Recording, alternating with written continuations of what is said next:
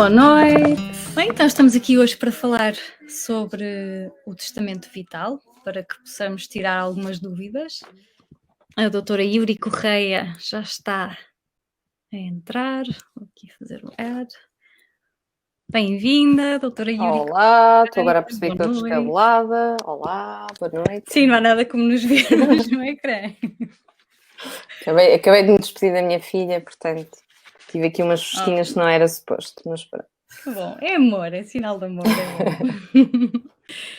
bom. Yuri, muito obrigada por estares aqui a esclarecer estas dúvidas existenciais. Vou até começar com uma citação de um livro da Lucília Nunes, que tem a ver com comida, que é uma temática que percebemos bem em Portugal, mas um bocado para fazer o paralelismo do porque é que às vezes é tão difícil para nós, os comuns, os mortais, preenchermos um documento como o testamento vital. E diz assim: se num café hesitamos entre pedir uma torrada ou um mil folhas, provavelmente conhecemos ambas as alternativas de experiências anteriores, ainda que não saibamos exatamente como será naquele local, quanto custará ou se não nos arrependeremos da escolha. E se podemos ficar a saber quanto custa, apenas por perguntar, já no que toca ao sabor da torrada ou do bolo, temos mesmo que experimentar. E pronto, em relação ao testamento vital, é óbvio, nós sabemos todos que toda a gente vai morrer um dia, mas não temos essa experiência prévia, como é óbvio. Portanto, é natural também que seja tabu e que seja tão complexo para nós. Vou então apresentar a doutora Yuri. Muito obrigada por teres vindo. É médica. Obrigada, eu. A doutora Yuri Correia é uma médica com especialidade de medicina interna. Tem pós-graduações em cuidados paliativos e cuidados paliativos não oncológicos. É membro das direções do Colégio de Competência em Medicina Paliativa da Ordem dos Médicos e da Associação Portuguesa para o Estudo da Dor. Trabalha atualmente na equipa intra-hospitalar de cuidados paliativos do Hospital Amadora Sintra. O desafio a que se propõe é aumentar a literacia em cuidados paliativos em Portugal. Esperemos que este bocadinho ajude, não é? Que seja um passo nesse caminho que é longo, mas que já começou. Exato. Apesar de tudo, já começou. Pelo menos pelo facto de já haver pessoas que queiram falar, já é um bom passo. A Lucília é muito boa comunicadora, portanto eu espero estar pelo menos 1/10 do que ela é, mas efetivamente ela tem razão. É muito difícil mesmo para nós médicos. Eu posso dizer que pouquíssimos colegas meus fizeram o testamento vital, daqueles que eu conheço, claro, porque efetivamente todos nós temos uma tendência a não nos confrontarmos diretamente com a nossa terminalidade todos os dias. Aliás, e isso é saudável. Se nós todos os dias acordássemos e pensássemos que podíamos morrer nesse dia, provavelmente iríamos fazer coisas um bocadinho não pensadas, sem ponderar bem as consequências, enfim, pronto.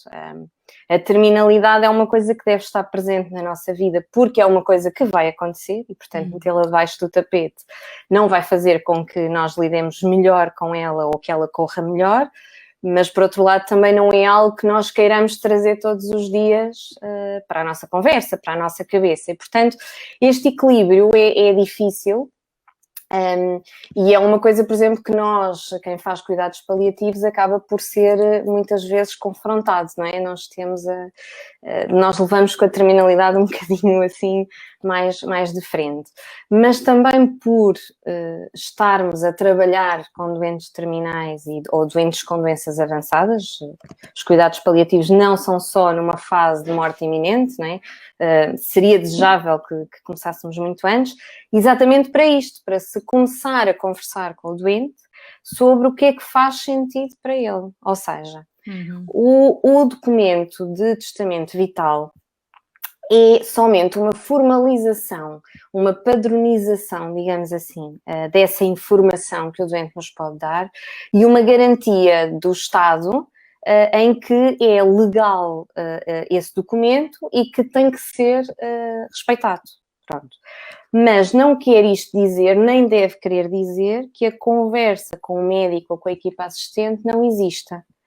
Porque eu só consigo ir de encontro àquilo que é o que nós chamamos um plano individualizado ou um plano integrado de cuidados, que é um plano terapêutico que vá de encontro àquilo que faz sentido para o meu doente e aquilo que faz sentido para mim em determinado estado de doença, em determinada situação de dependência, pode não ir de encontro àquilo que o meu doente quer e nem eu nem ele estamos errados. São realidades diferentes, são contextos diferentes, quer sociocultural, quer até a nível pessoal, da maneira como as pessoas lidam com uma mudança de autonomia, com uma doença grave, com a própria terminalidade, não é? O próprio traço de personalidade, se é mais controlador, se não é, se é mais espiritual. Portanto, tudo isso tem que ser englobado. E essa conversa é essencial. O testamento vital é talvez até uma alavancagem para essa conversa poder acontecer, e é também uma maneira dessa conversa ficar algo registada. Ou seja, e por isso é que é essencial as pessoas não fazerem um testamento vital sem terem uma conversa com o seu médico assistente, ou com o médico de confiança, ou com o médico que o está a tratar neste momento. Primeiro porque o documento, como já devem ter visto, tem alguns termos que são um bocadinho técnicos e que pode ser difícil de um leigo entender, mas como este testamento é para ser lido por pessoal da saúde, convém que os termos sejam os concretos para depois não dar asa a interpretações pessoais, que não é isso que se pretende.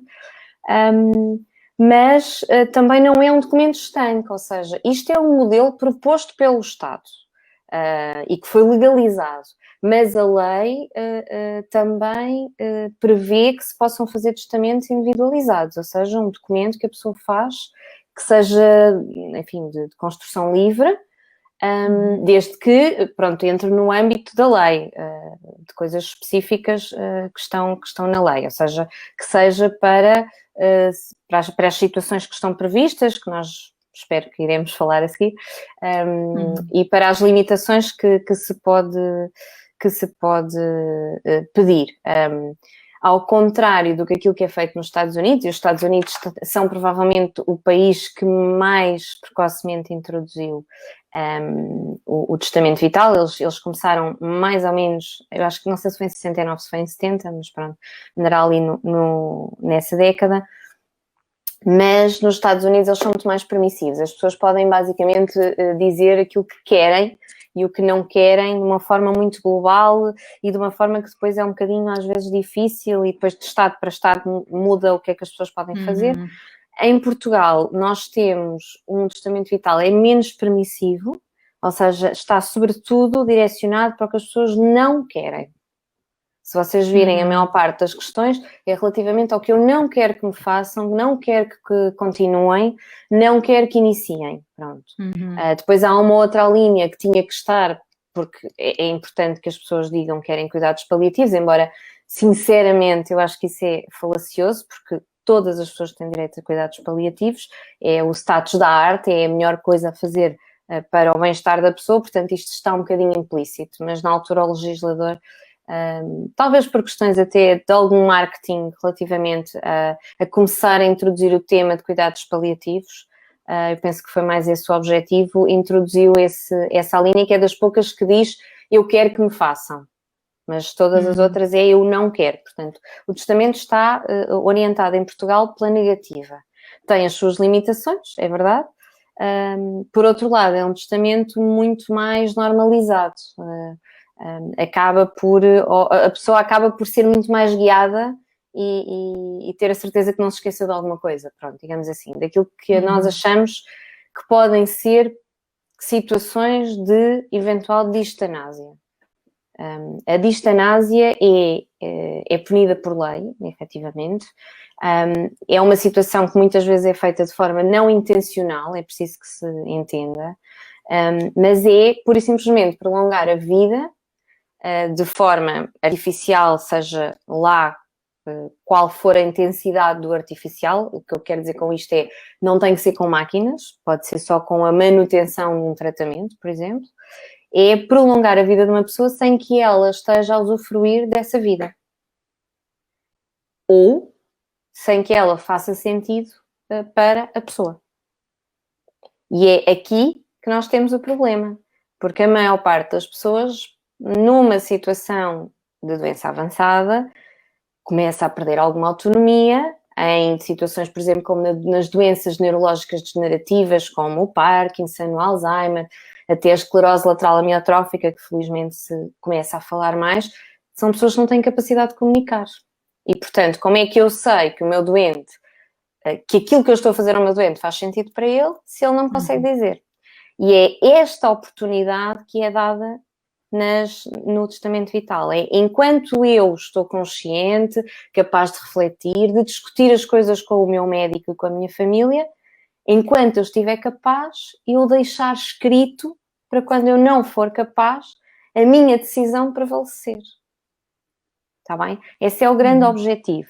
Agora, as chamadas diretivas antecipadas de vontade, que é isto mesmo, são direções de vontade que a pessoa estabelece, englobam também o testamento vital. O testamento vital é uma forma física, escrita e legal de o fazer, mas qualquer conversa que eu tenha com o meu médico ou com os meus familiares, em que eu diga, num dia em que eu esteja em coma de forma irreversível, eu não quero que sejam mantidas medidas que me prolonguem a vida de forma artificial, esse tipo de indicação é uma diretiva antecipada de vontade e sempre possível, se ela for conhecida, não é?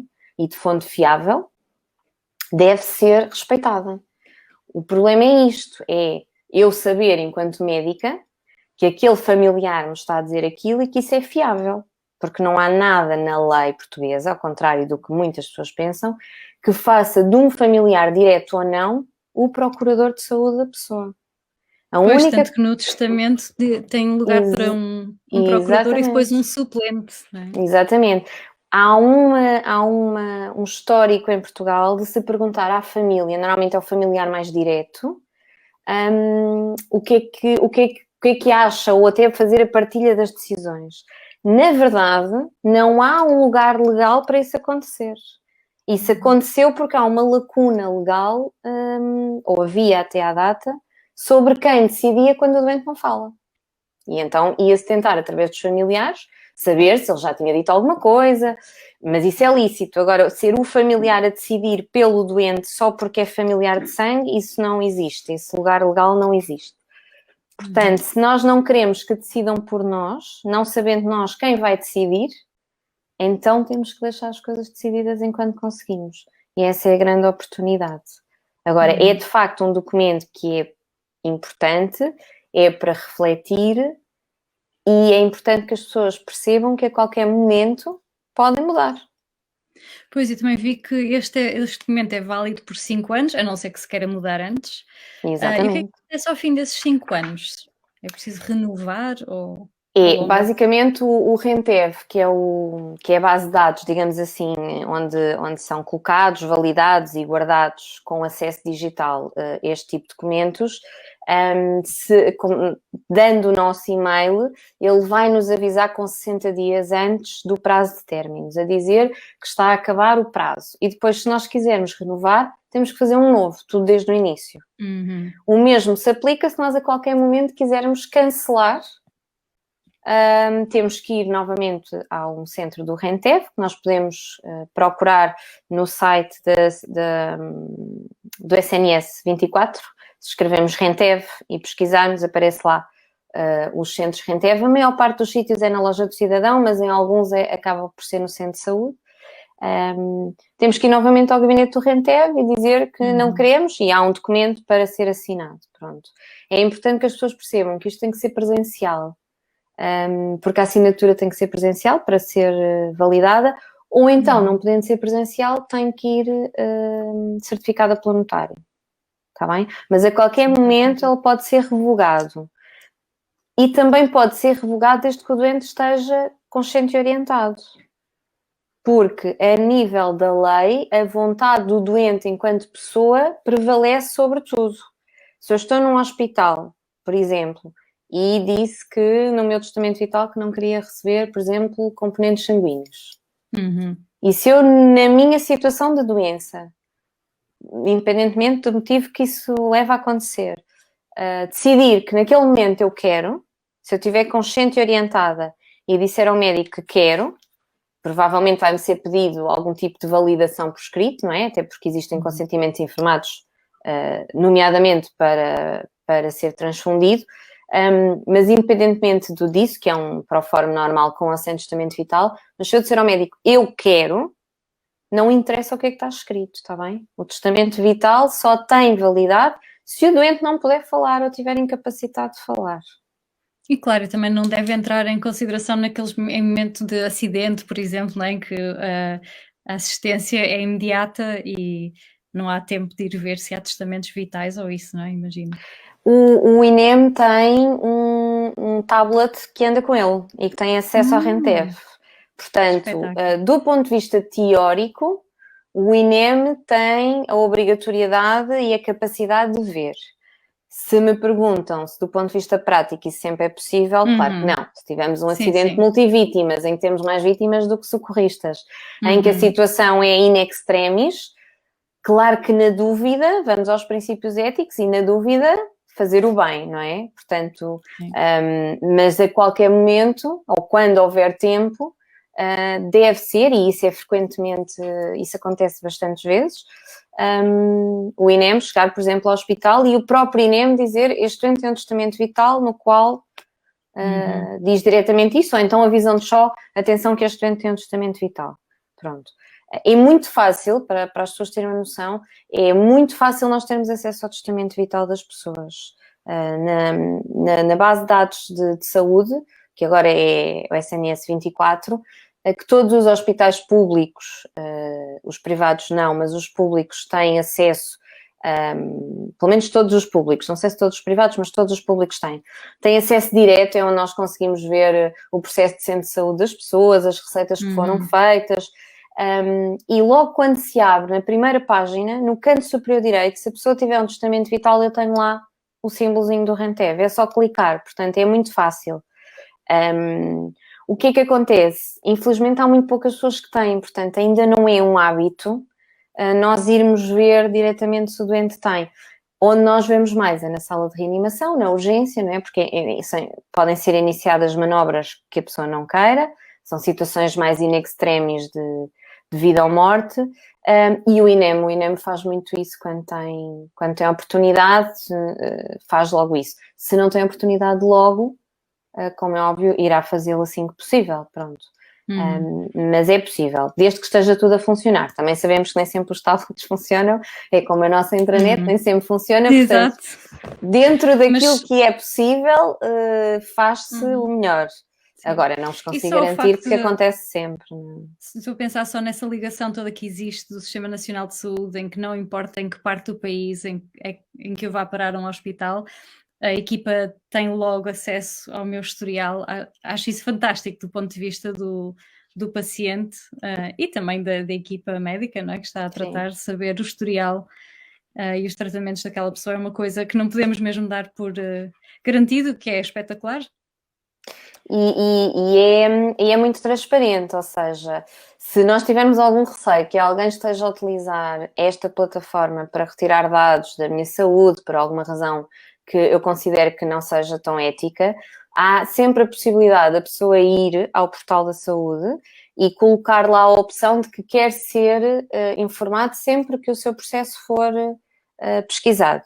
E se isso acontecer, vão receber, eu penso que é uma mensagem, um mail, depende do meio que vocês puserem, e vocês vão receber sempre que o processo é visto. Aliás, isso no vosso processo é o membro da equipa que vê, porque eu recebo essas mensagens e diz a enfermeira ou médico tal, no centro tal, teve acesso ao seu... A maior parte das vezes até se faz por uma questão de auditorias e retirar dados, mas efetivamente se a pessoa quiser saber, pode saber. Do testamento vital não é necessário pôr essa opção, porque isso vai sempre acontecer.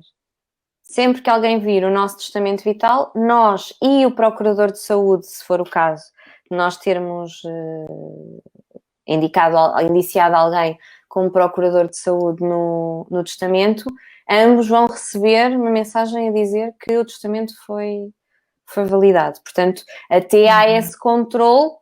Se eu tiver um acidente, por exemplo, se o meu marido for a pessoa que eu considerei, se ele não receber nada, ele, por exemplo, pode ligar para o hospital e dizer atenção que ninguém viu o testamento vital, mas ela tem. Por exemplo, pode ser uma mais-valia nesse sentido. Muito bem. Vamos então, se calhar, abrir aqui, posso partilhar na tela o testamento vital. É capaz de Sim, ficar sim, um sim. bocado pequeno, mas posso Eu tinha partilhar. aqui um, mas assim sendo, melhor ainda. Também acho que as pessoas têm lá em casa, porque nós fomos-los encorajando. Vou só aqui partilhar então.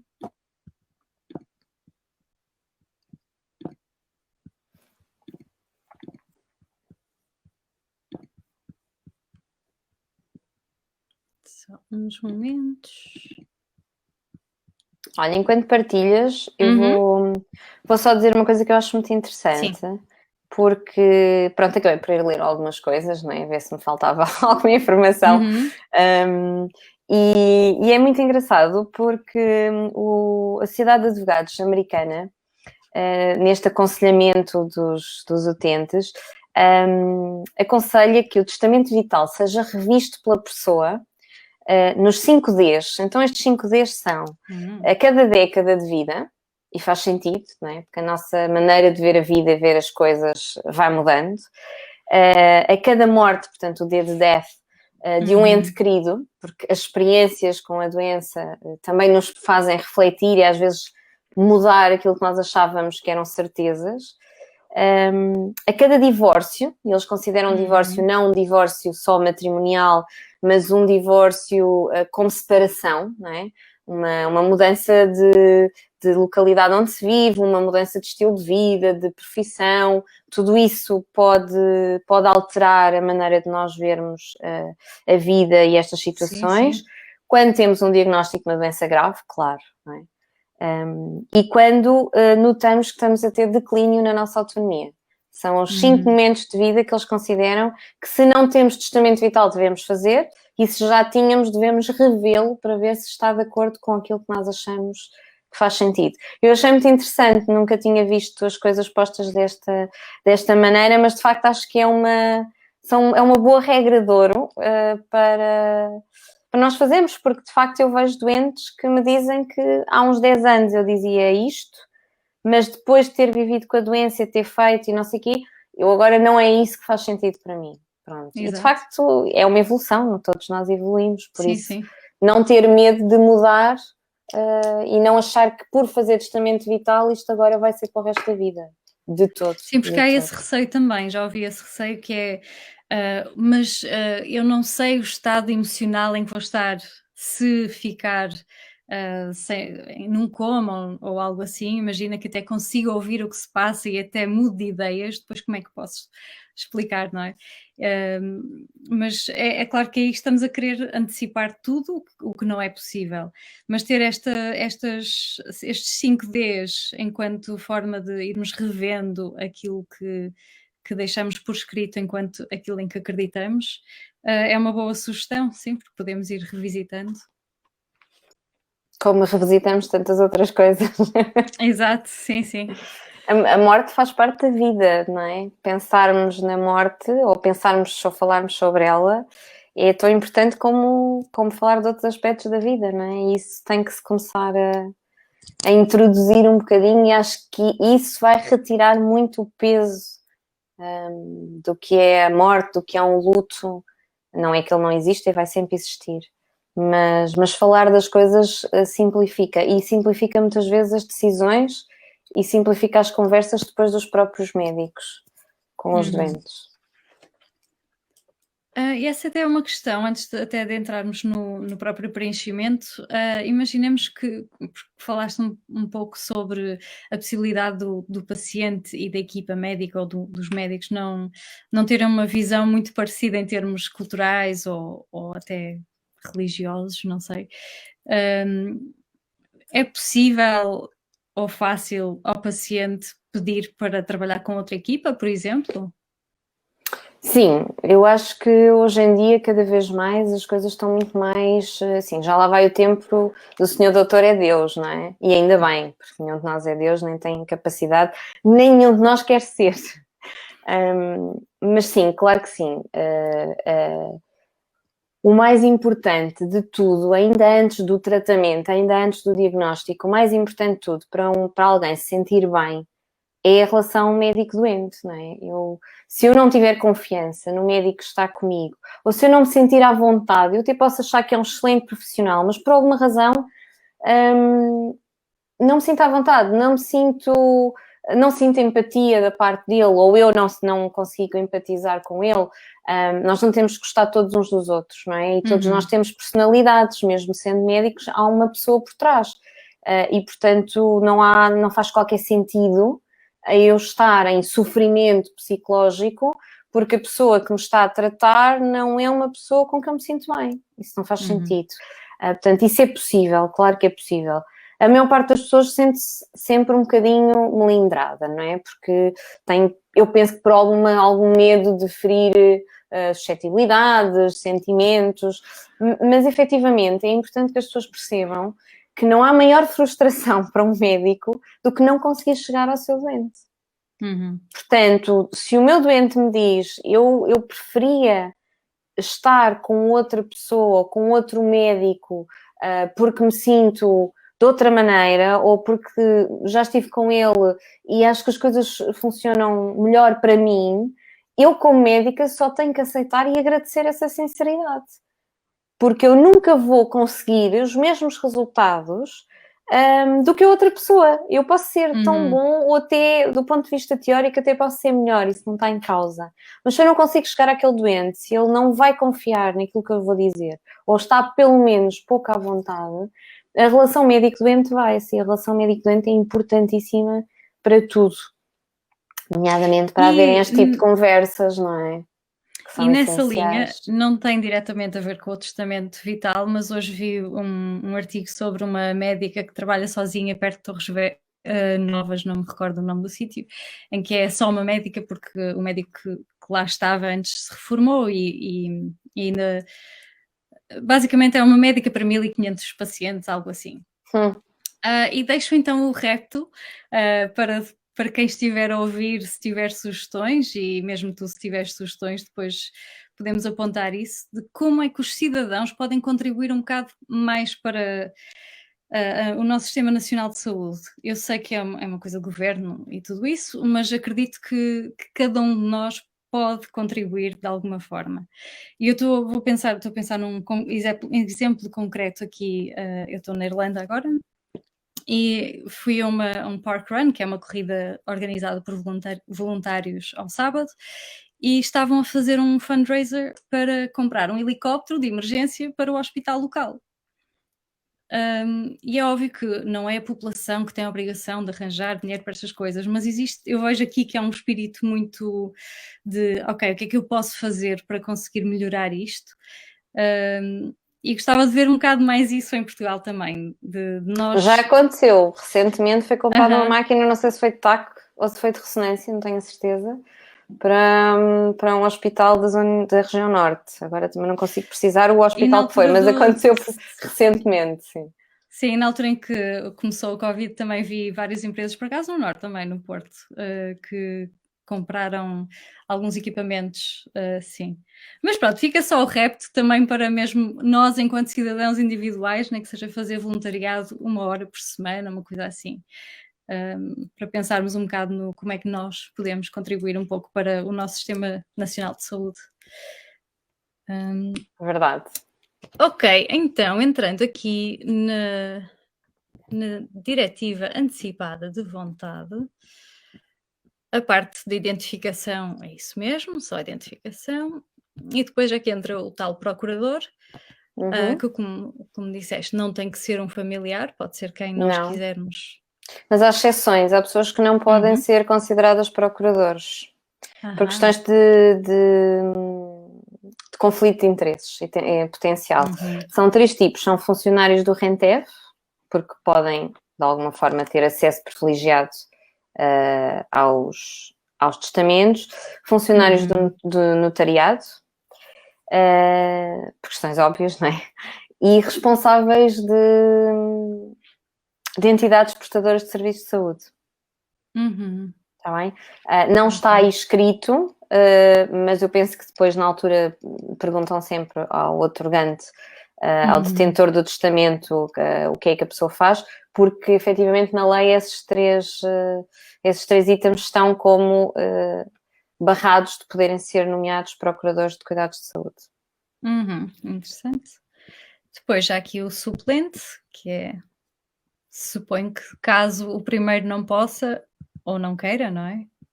Eu aconselho sempre a haver um suplente, sobretudo quando se nomeiam os filhos, que acontece muito, porque hoje em dia, aliás, tu és a prova disso, estás na Irlanda e daqui a 3 dias podias estar na Holanda e depois podias estar em Paris. Nós, neste momento, a nossa faixa etária acaba por ter muito esta mobilidade, não é?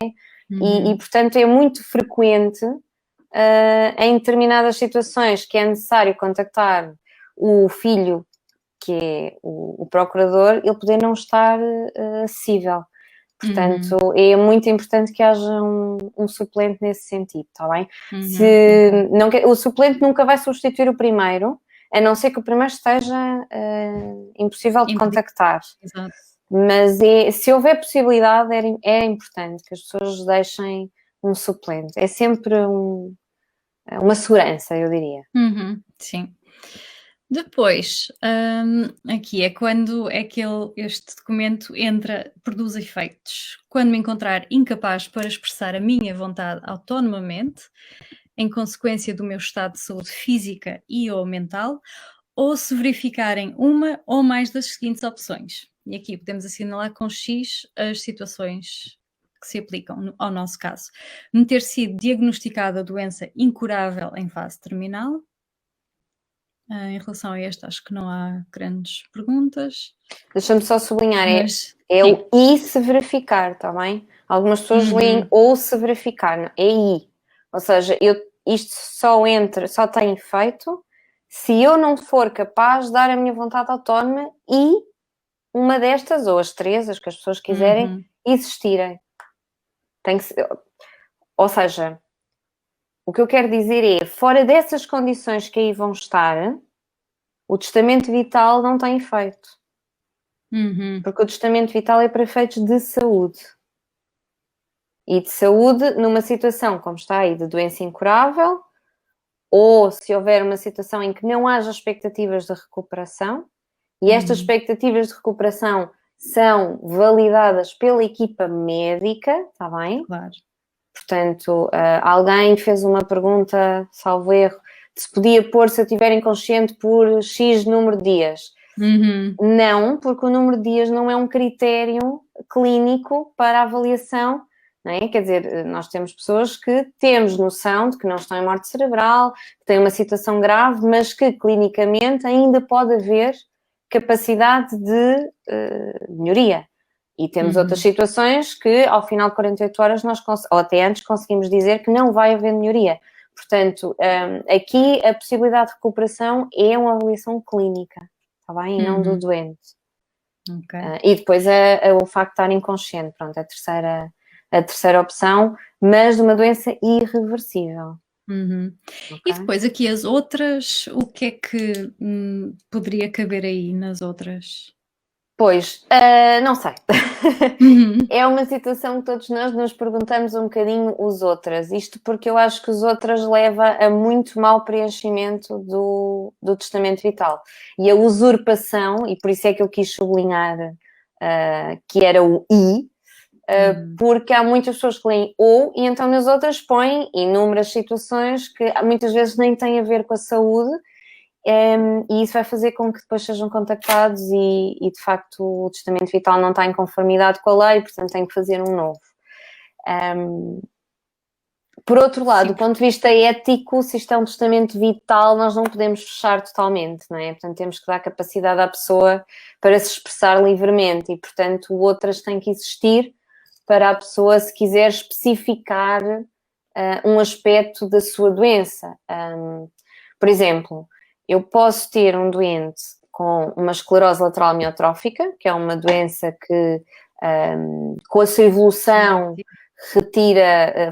pode retirar a função motora, a capacidade de escrita, a fala ou a capacidade de respirar autonomamente. mas ele não é linear. Em algumas pessoas pode começar logo pela parte da fala, noutras pessoas pode ser uma parte motora que ainda se prolonga algum tempo. Mas eu posso ter um doente que o facto de ficar numa cadeira de rodas é absolutamente incomportável com aquilo que ele considera qualidade de vida, e posso ter outro que até ainda anda, mas não consegue falar e não consegue escrever porque já não tem motricidade, aquilo que nós chamamos de motricidade fina, portanto os movimentos mais finos, mas consegue andar e deambular e de alguma forma autocuidar-se com alguma ajuda, mas que o facto de não conseguir comunicar é uma situação incomportável. Esses aspectos mais específicos dentro da doença da pessoa, eu acho que podem ser englobados aqui neste campo outras, ou seja, E particularizar. com a ajuda da equipa médica. Mas sempre com a ajuda da equipa médica. Até porque eu diria que é uma grande ferramenta para nós conhecermos os medos do nosso doente, para nós percebermos quais é que são os objetivos terapêuticos que realmente queremos atingir e falarmos sobre isso, não é? Porque muitas das vezes eu posso ter um doente, por exemplo, que fica horrorizado por não conseguir falar, mas que não faz ideia da quantidade de maneiras e de dispositivos que se podem usar para ele conseguir continuar a comunicar com as pessoas. E, portanto, só depois de ele me dizer este medo, ou de eu explorar este medo, é que eu posso dar esta informação e ter efetivamente aqui um efeito terapêutico. E, portanto, este outras é muito importante que exista, mas sempre um outras acompanhado por um médico, porque senão isto vai dar asos a coisas que depois não vão entrar e, enfim, e que vão ultrapassar. E foi por isto também que eu nunca cheguei a preencher o meu, porque eu chegava aos outros e começava a escrever coisas, depois lia aquilo e pensava, mas isto tem alguma legalidade? Tem alguma lógica? O outras é um bom momento de reflexão, eu diria. Sim. Mas que depois acaba por ter que ser um bocadinho guiado para se perceber se entra no âmbito do testamento vital ou não, não é? Pois às vezes há coisas legal e tudo isso. Às vezes há coisas que estão no outras que são conversas que se têm que ter com as famílias. Sim. Ok, então aqui temos cuidados de saúde a receber ou não receber, assim manifesta a minha vontade clara e inequívoca de, depois é que começam, a não ser submetido a reanimação cardiorrespiratória. Mas claro, todas estes, acho que vale a pena ressalvar também que isto só produz efeitos nestas situações. Nessas situações. Exato. Depois, não ser submetido a meios invasivos de suporte artificial de funções vitais. Não ser se calhar submetido... vou só... Interrompe-me sempre que Raquel, quiseres. desculpa, vou só se calhar traduzir um bocadinho essa frase porque nem todas as pessoas podem perceber o que é suporte artificial de funções vitais. O que nós consideramos suporte de funções são máquinas que façam a função de um órgão. Por exemplo, uma máquina de hemodiálise faz a função de um rim, um ventilador faz a função do pulmão, como agora se viu amplamente e infelizmente na Covid. E é isso que quer dizer. Meios invasivos significa exatamente isso. São meios, sejam eles máquinas ou dispositivos, que de forma invasiva, portanto, têm que de alguma forma entrar no corpo, seja no facto, por exemplo, do ventilador, é um tubo que entra normalmente pela boca, no facto da hemodiálise são acessos que entram pelos nossos vasos sanguíneos, portanto, são meios invasivos que implicam sempre ou um corte, ou, lá está, uma introdução de algo que não é do organismo e que está quase sempre associado a desconforto, não é? E é artificial, ou seja, é a máquina que está a fazer com que o órgão funcione. Se eu desligar a máquina, o órgão não funciona. O que é que isto quer dizer? Que quando eu estou numa situação de doença terminal ou numa situação, infelizmente, aguda, mas da qual a equipa clínica chega à conclusão de que não há capacidade de recuperação, se eu for submetido a estes meios, é possível prolongar a minha vida. Ok? A questão é, eu quero que a minha vida seja prolongada de forma artificial nestas circunstâncias? É o que esta linha quer dizer. Se eu não quero, se eu quero que numa situação dessas me deixem em paz e me deem conforto e deixem as coisas seguir o rumo que elas têm que seguir, então eu ponho um X nesta frase. Se por alguma razão há algo, e há inúmeras razões, umas válidas, outras nem tanto, eu quero que sim, que continuem a prolongar, então eu não ponho um X neste item, está bem? Obrigada. Não ser submetido a medidas de alimentação e hidratação artificiais que apenas visem retardar o processo natural de morte. Esta linha é provavelmente das mais complicadas. Pronto. Porquê? Porque nós em Portugal temos uma coisa, como tu disseste há bocadinho, uma entidade que é a comida, não é? E nós temos aquelas frases como não se nega água a ninguém, não é? Pronto. Portanto, a nossa relação com a comida é muito importante. O que é que esta frase quer dizer? A alimentação e hidratação artificial, tal como em cima eram os meios de suporte, é de forma não natural. Portanto, não é com a colher nem com a garrafa na boca. Quais é que são os meios que nós temos artificiais? Uma sonda que colocamos normalmente pelo nariz, que depois vai lá para trás e entra no estômago. Pode ir um bocadinho mais abaixo, dependendo do que se quer. Mas pronto, faz todo este percurso. Não é, imaginem, é ter sempre uma coisa na garganta, não é? Portanto, numa fase inicial não é muito confortável, embora, enfim, ao longo, depois da sua permanência, como em tudo, as pessoas habituam-se.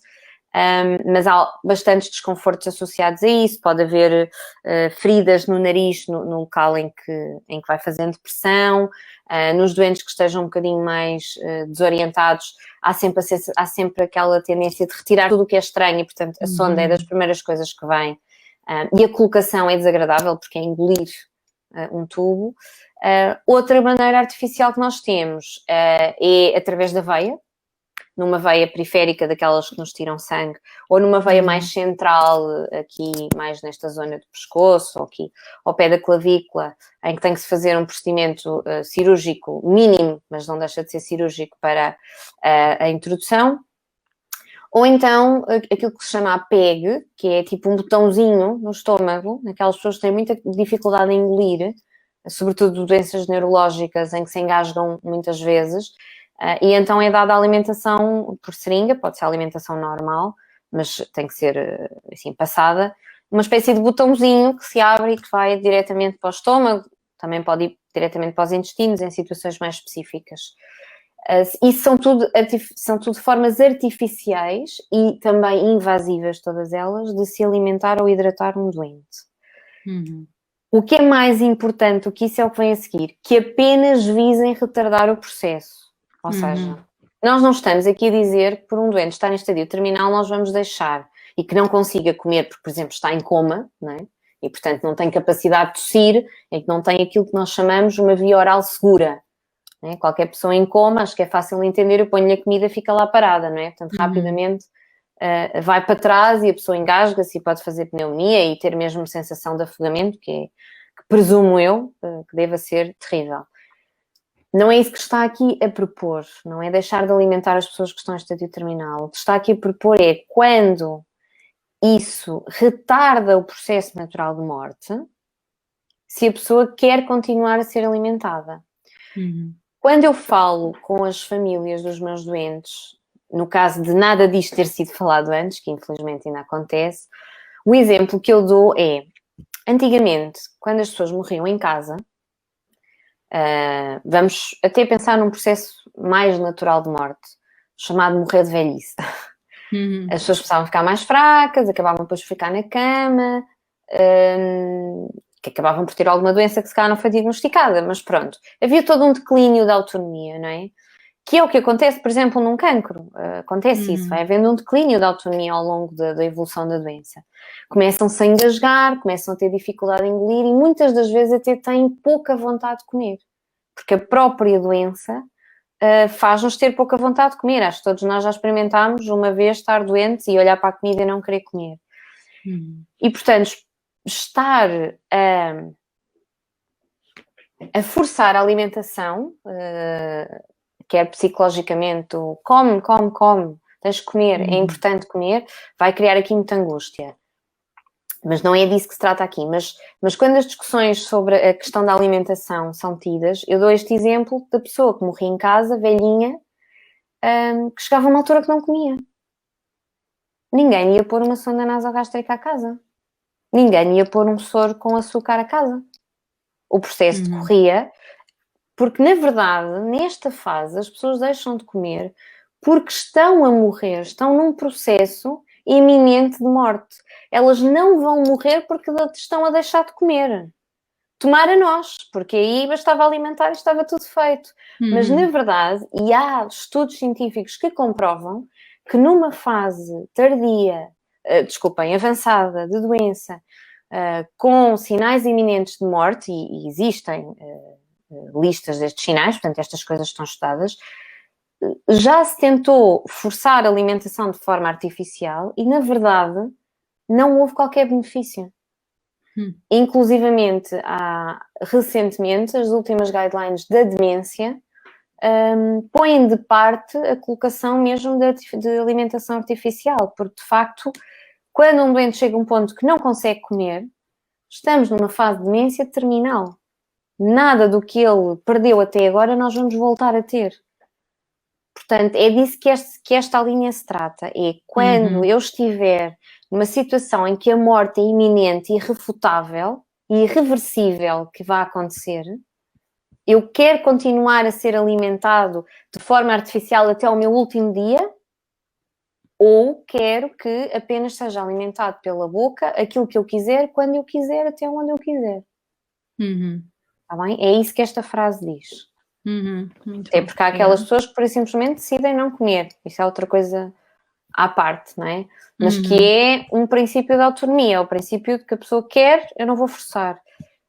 Não estando a pessoa consciente, claro que eu não vou forçar, mas posso usar estas maneiras artificiais. E é isso que esta frase quer dizer, está bem? Prever, sim. Isto é muito importante porque é muito angustiante para qualquer familiar ter o peso que não tem, que o peso da decisão em última instância é médico. Se o doente não disse, o peso terá que ser médico, mas a partilha desta decisão com a família é muito dolorosa, porque há sempre uma quota culpa em Portugal relativamente à questão da comida. Mas depois as pessoas percebem que de facto existem efeitos artificiais.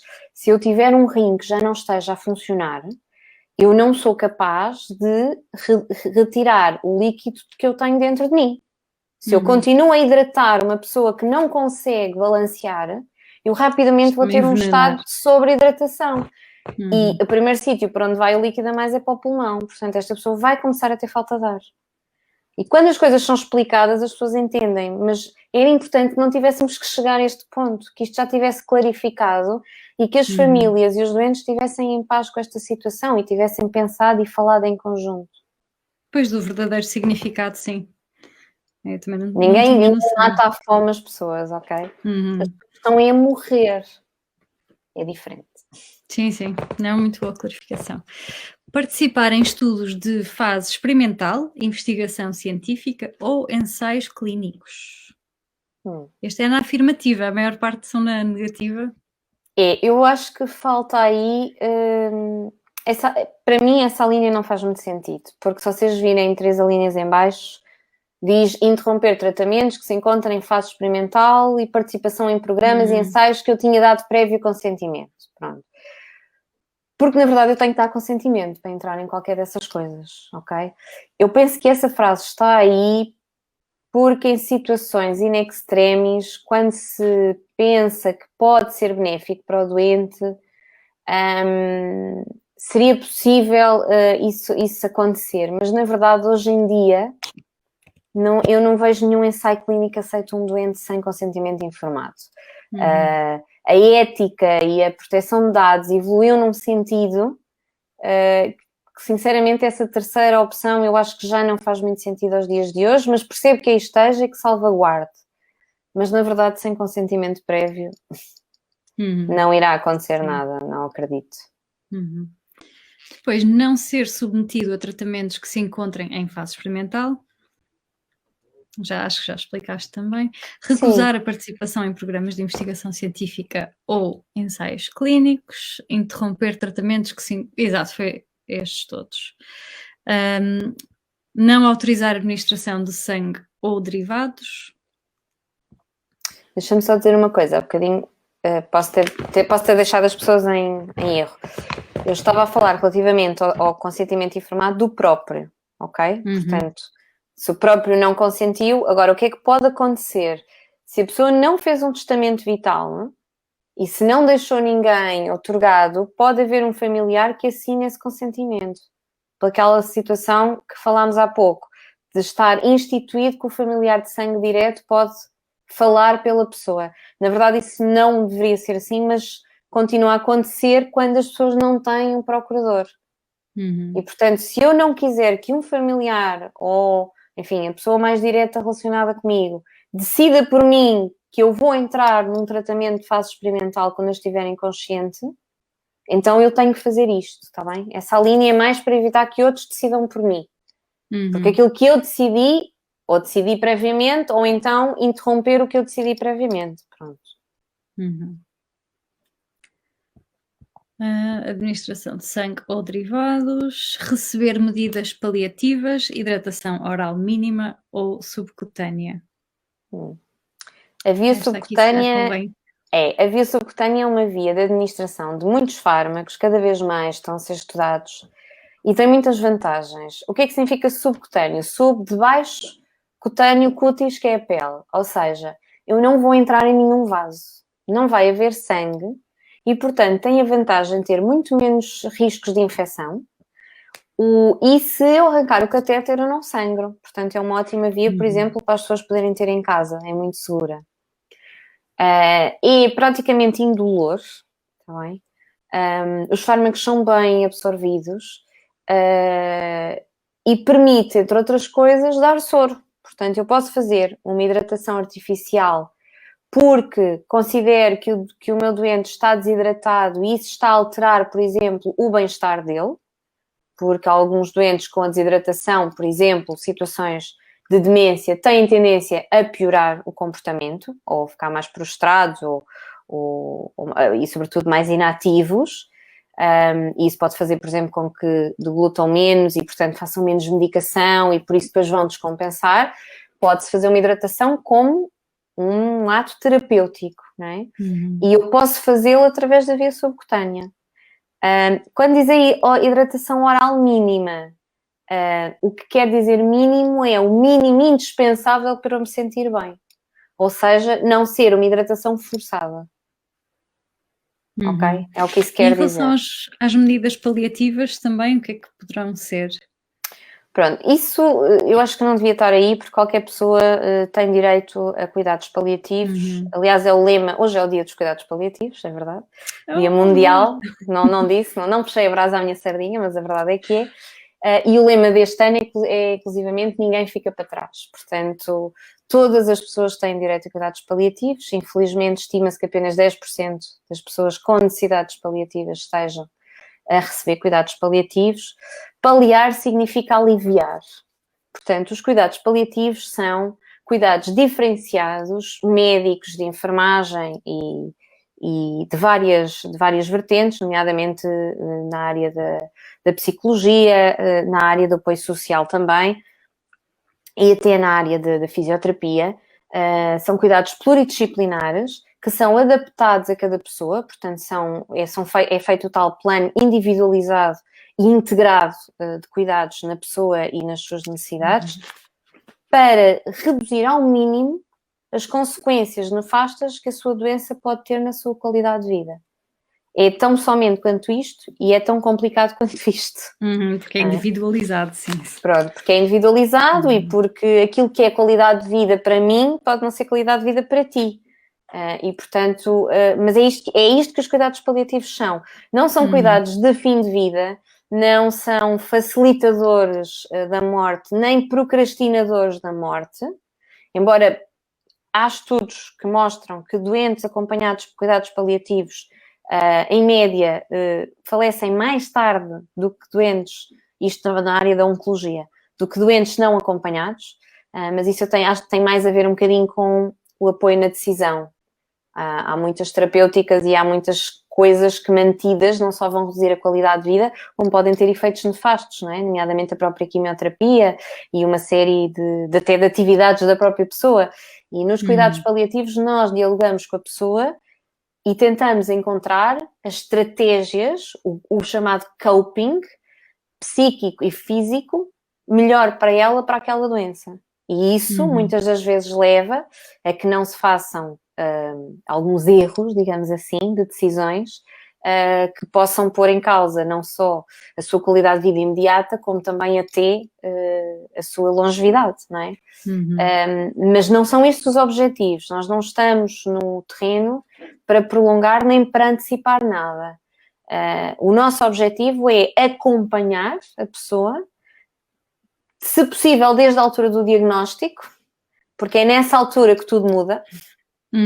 Nem que seja o nosso local, o nosso posicionamento mental, nem que seja só isso, e acompanhá-la ao longo da doença de forma a que a doença tenha a mínima repercussão nela. Claro que ele vai ter, mas uma coisa é ter repercussão nefasta numa vida em que eu não mudei nada e a doença veio e foi alterando, outra coisa é ter a repercussão de eu me adaptar à doença e viver o melhor possível com ela.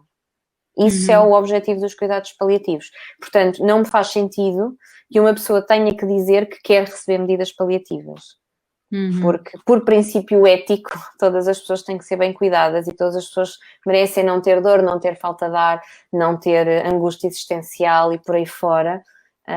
E, portanto, lá está, essa medida eu acho que era um bocadinho medida de marketing no sentido de introduzir o termo medidas paliativas e começar a fazer as pessoas falarem um bocadinho sobre o que é que são cuidados paliativos. Mas mesmo que não ponham, vão receber. Sim. Porque faz parte da boa medicina, não é? Faz parte do eu tratar bem o meu doente, por isso... Sim, enfim. Ainda bem, faz sentido, sim. Serem administrados os fármacos necessários para controlar com efetividade dores e outros sintomas que possam causar-me padecimento, angústia ou mal-estar. É um bocado no que já estavas a dizer, não é? Dos paliativos. Sim, mas imagina que há um doente de quimioterapia, de oncologia, que decidiu parar a quimioterapia. Esta opção é muito importante, porque ele só parou a quimioterapia. Ele não está a recusar qualquer tratamento médico. Esta opção é importante para dizer que, se forem tratamentos médicos que controlem o meu mal-estar, a minha angústia e os meus sintomas de padecimento, como as dores, a falta de ar, então eu quero. Se forem tratamentos dirigidos à doença, pura e simplesmente para tratar a doença, então eu não quero. É por causa dessa situação. Para ter a certeza que a pessoa garante que a sua decisão de parar a quimioterapia não é entendida como uma decisão de não quero fármaco nenhum. Está bem? Para salvaguardar essa situação. Grande, sim. Depois, receber assistência religiosa quando se decida interromper meios artificiais de vida e depois dizer a crença. Ter junto de mim por tempo adequado e quando se decida interromper meios artificiais de vida a pessoa que aqui designo, o nome e o contacto. E por fim, as outras, que lá está, uma caixa de Pandora, mas que acho que o melhor conselho aqui será o que disseste no início, que é falar com a equipa médica, falar com o médico em quem se confia, para perceber se aquilo que nós queremos escrever faz sentido. Porque posso dar o meu exemplo de o que eu tinha escrito no documento que eu tinha preenchido há anos, mas que nunca acabei de preencher, tinha coisas como em relação à dor. Prefiro morrer na sequência de medicação que me alivia a dor do que morrer de dor. Porque sei que isso às vezes pode acontecer, não é? E essa era uma das coisas que eu me lembro que tinha escrito nesta secção, porque para mim importa. Eu prefiro... É mesmo isso, há um limite de dor para mim, em que eu prefiro que haja consequências de fim de vida precoce, ou que poderia prolongar a vida se não tivesse tratamentos para a dor.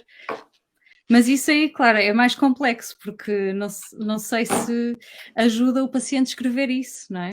É assim, aquilo que tu estás a dizer, deixa-me só esclarecer um bocadinho.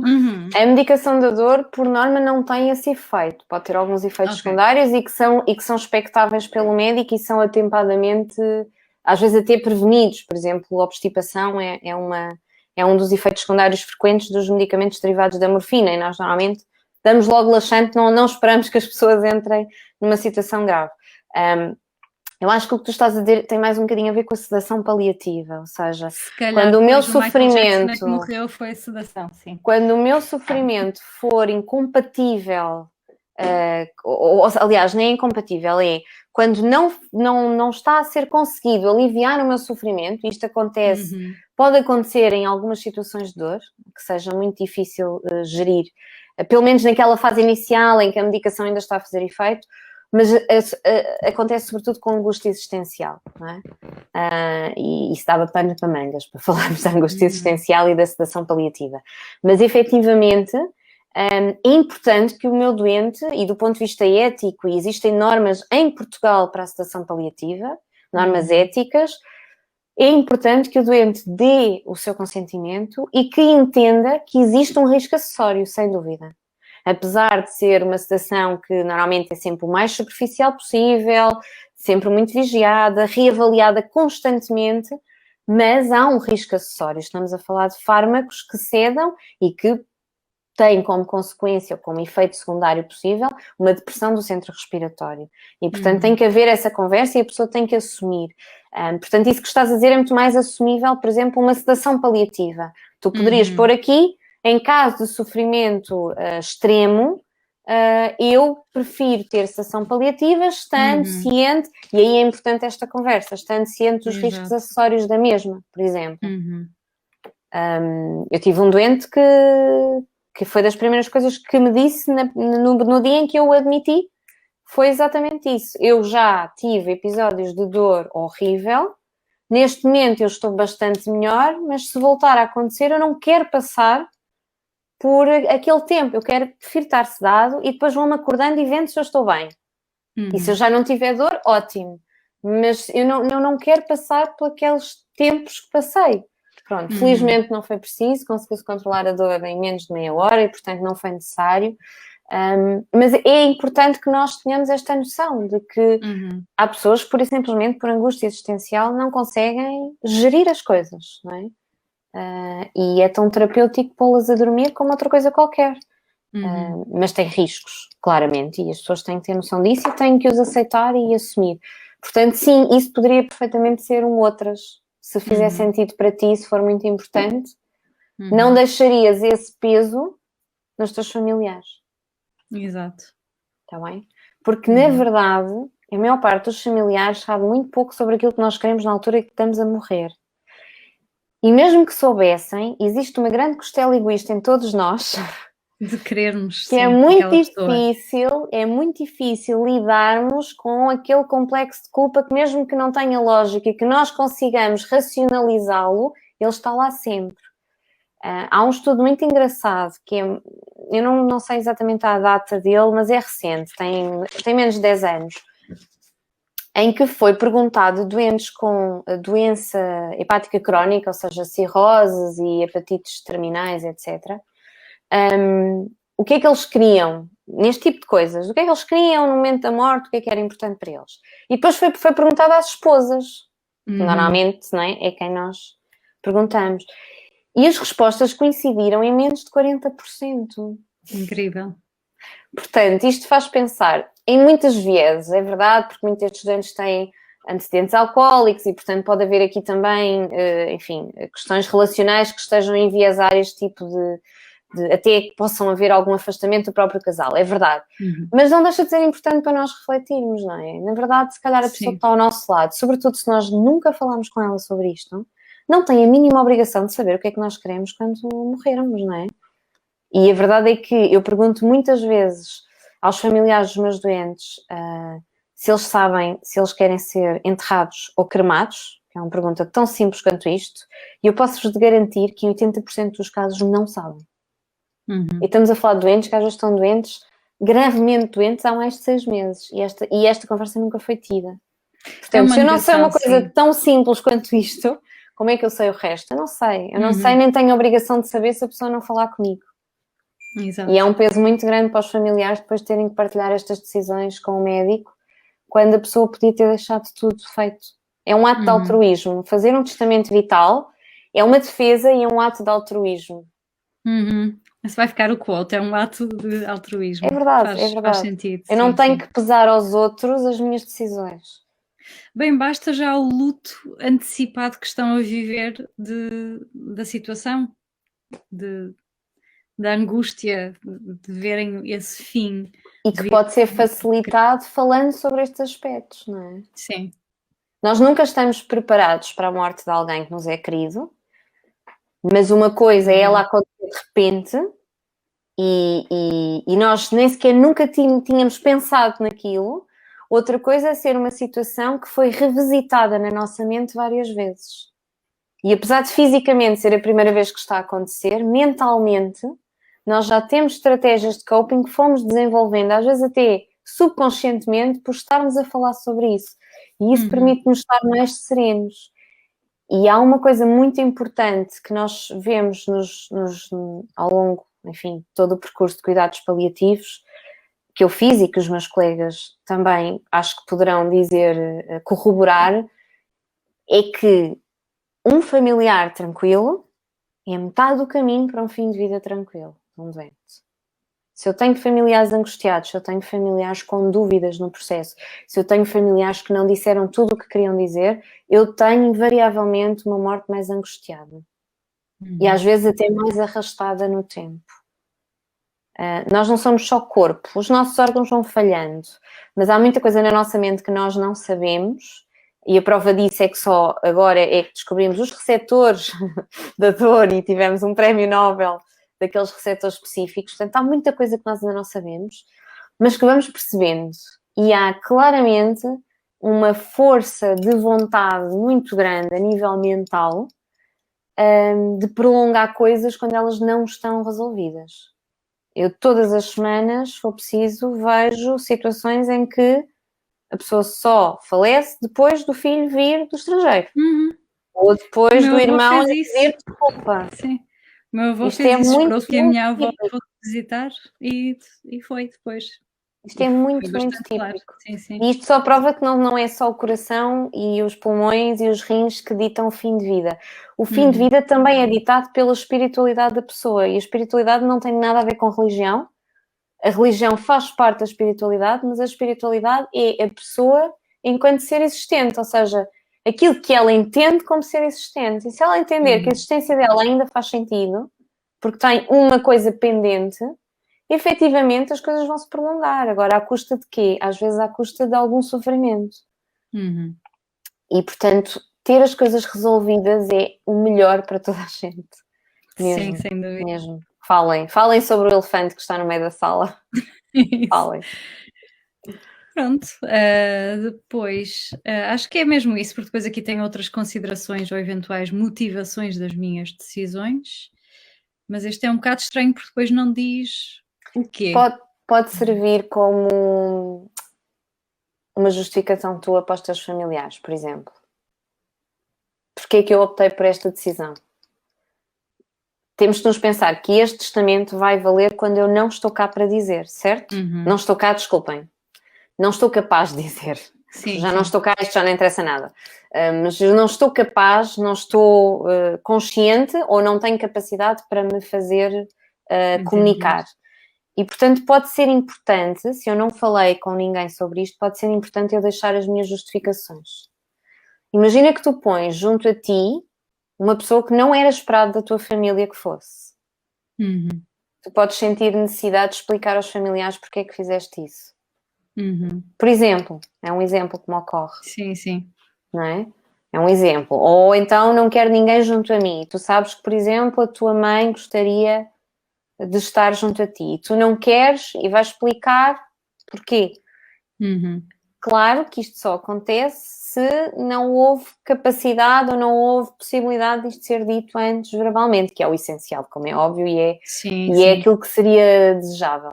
Mas pode ser isso, por exemplo. Isso, no fundo, estão-te a dar espaço para tu comunicares aquilo que ainda achas que é importante. Uhum. Está bem? Mas é isso, falem, porque é mesmo o melhor. E se não Depois a falarem, pelo validade. menos escrevam. Exato. A validade era o que já tínhamos falado dos 5 anos.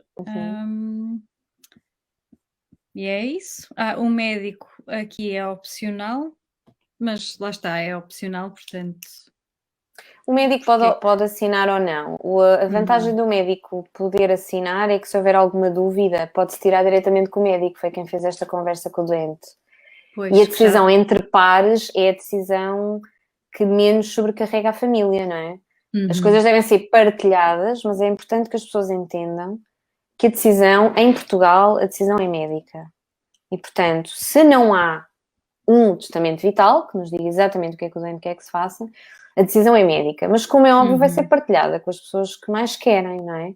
Que mais gostam, ou que mais estão próximo, ou que mais apoio deram ao doente.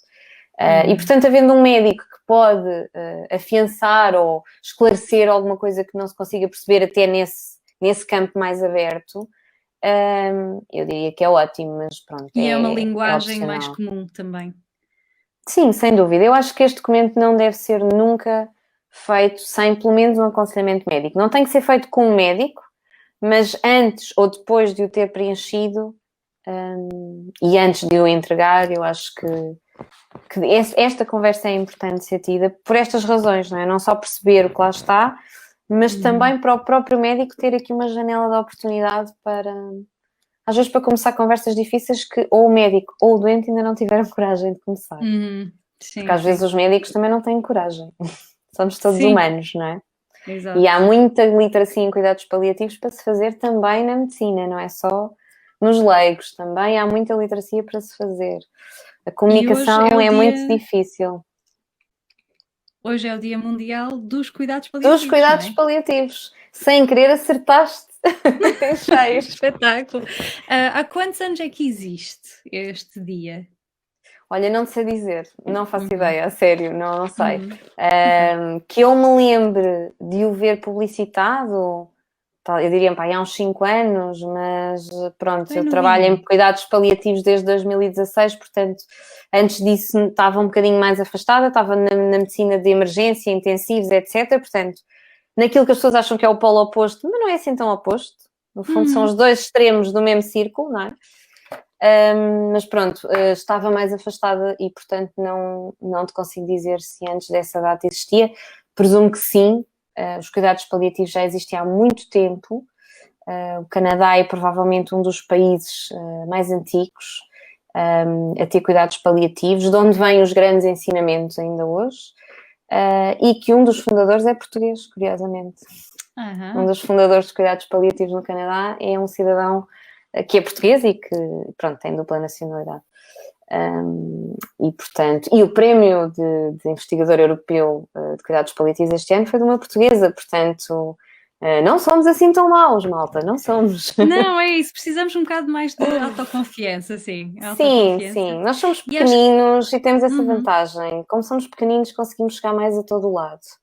Sabes que uma das principais dificuldades no Canadá, quando eu tive aulas com alguns canadianos, que eu nunca pensei, que eles me diziam, não, a nossa principal dificuldade é chegar às pessoas. Eu disse, mas como assim? Vocês são ótimos, vocês têm cuidados paliativos diferenciados. Eu tinha uma colega que fazia cuidados paliativos da insuficiência cardíaca, assim, tipo, só nesta zona, não é? É tipo, é uma especificidade fantástica, quem me dera ter capacidade para isso, mas não, senão os doentes, então aí não eram 10%, então aí era 0,1% dos doentes que tinham acesso. Mas o problema deles é que eles são um país tão grande, as pessoas estão tão dispersas, que muitas das vezes não é confortável teres uma equipa para andares de autoestrada não sei quantas horas para ir ter com as pessoas. É interessantíssimo, essa é a grande dificuldade deles. Portanto, nós não temos esse problema. Nós aqui estamos todos juntinhos, somos um país pequenino. Portanto, nós conseguimos chegar a todos. É uma questão de começarmos a implementar mais os cuidados paliativos como aquilo que é uma área diferenciada na medicina. Não são cuidados de coitadinhos, não são voluntariado, são cuidados diferenciados, baseados em evidência científica, como as outras especialidades, com um trajeto cada vez mais específico de estudos das pessoas os praticam. Há neste momento uma competência de cuidados paliativos reconhecida na Ordem, e as coisas irão evoluir a partir daí, tenho a certeza. E acho que temos todo o potencial para sermos um país europeu com cuidados paliativos, eu não vou dizer de excelência, vou dizer adequados, porque acho que o ótimo é inimigo do bom, mas adequados para a população, acho que conseguimos. Agora, como em tudo, tem que haver algum tipo de força superior e legal e institucional para conseguirmos ter o nosso lugar, não é? E sobretudo para as pessoas saberem que podem ter acesso. Ainda há muitas pessoas que não sabem que podem ter acesso. Eu tenho muitas pessoas a perguntar-me, doutora, mas quanto é que isto custa? Isso não custa nada. Estamos no Sistema Nacional de Saúde, eu estou num hospital. Custa tanto como o internamento do seu familiar. 0. Ai, não fazia ideia. As pessoas acham que isto ainda é um cuidado tão bom que só pode ser privado. E não é. Os 10% são em Portugal ou a nível global? É uma estimativa mundial. Sim. Okay. Bom, eu acho que deixa-me só ver se há aqui perguntas extra que depois terão aparecido. Perguntas Força. não vejo, mas diz aqui o Jorge Coelho, que por acaso é meu irmão, em Espanha, estávamos a falar da base de dados, e ele diz que em Espanha há dados de saúde que não são cruzados entre as regiões autónomas, e é uma situação que tem criado dificuldades neste contexto pandémico, pois imagino. Que é, lá está, uma coisa que nós não temos, não é? É um problema que mais ou menos. Deixa-me ser fiel à verdade. Na teoria, nós temos as bases de dados todas cruzadas. Na prática, houve um erro crasso quando se introduziu esse conceito, que foi permitir que os hospitais escolhessem o seu software. O software não é o mesmo em todos os hospitais. Okay. Claramente não houve propriamente, se calhar, alguma consultadoria informática que tenha sido, ou pelo menos que tenham atentado naquilo que eles disseram. O que é que acontece? Às vezes existem incompatibilidades. Eu, por exemplo, posso dizer que o meu hospital tem esse problema, não sei se é por causa da firewall ou de algum tipo de proteção, mas na verdade é um programa que é pouco permissivo à entrada de outros. E portanto, o que é que acontece? Alguns centros de saúde não conseguem ver o que eu escrevo nas minhas consultas por causa disso. Mas isso vai ser resolvido. Pronto, a boa notícia é que isso vai ser resolvido e tanto quanto eu soube, espero que me tenham dado as informações corretas, mas tanto quanto eu soube, em breve isso será transversal a todos e será de forma, se não for o mesmo, será compatível, mas à partida acho que vai ser o mesmo sistema. Porque de facto estávamos a ter esse problema, pronto. E ainda há um ou outro hospital que insistem nos processos clínicos em papel, mas que também irá acabar, pronto. Em alguns hospitais são poucos, mas nós só temos acesso aos diagnósticos, não temos acesso aos registros ainda. Mas eu penso que, sei lá, em 5 anos isso provavelmente estará tudo resolvido, sim. Muito bem. Bom, assim sendo, penso que temos as perguntas todas respondidas. Resta-me agradecer-te mais uma vez pelo teu tempo. Ora, é essa. Eu é que agradeço a oportunidade. É a minha estreia num live. Boa! Ainda bem que funcionou. Não, é isso. Espero que seja útil e quem tiver mais perguntas, é claro, isto vai ficar no Facebook, podem sempre adicionar perguntas. E eu tenho todo o gosto em compilar mais algumas perguntas e enviar se quiseres depois responder algumas, se houver mais algumas perguntas. Mas de momento está tudo covered. Fantástico. Okay. Amanhã preencho o meu testamento vital, portanto espero que vocês aí em casa façam o mesmo. O meu está preenchido e eu ando com preguiça de ir entregá-lo. É uma vergonha. É agora. Chego a casa tão cansada e penso, hoje já não. Mas está aqui a promessa de que vai ser entregue. É isso, até ao final Aliás, vou revê-lo, que ele já está feito há uns meses, eu vou revê-lo primeiro. Pois são esses 5 Ds, eu se calhar aponto depois isso, rever a cada década. É década, death, divórcio, diagnóstico e declínio. Isso. Achei muito interessante. Sim.